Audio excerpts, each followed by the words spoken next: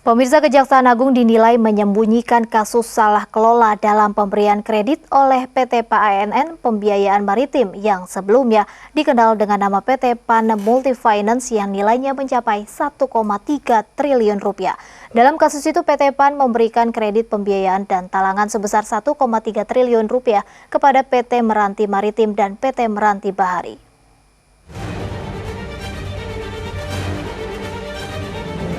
Kalau PDI Perjuangan belum merasa terganggu dengan kiprah penumpang dalam koalisi Indonesia Hebat, Megawati mungkin harus mencermati kiprah Kejaksaan Agung dalam kasus yang satu ini.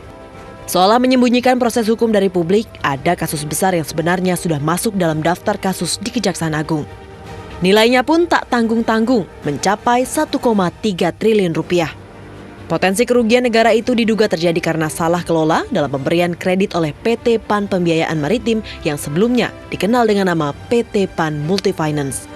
Dalam kasus ini, PT PAN memberikan kredit pembiayaan dan talangan sebesar 1,3 triliun rupiah kepada PT Meranti Maritim dan PT Meranti Bahari.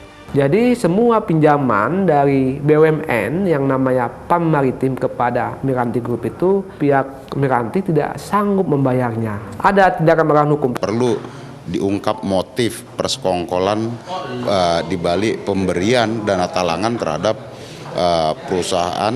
Pernyataan Masinton cukup beralasan.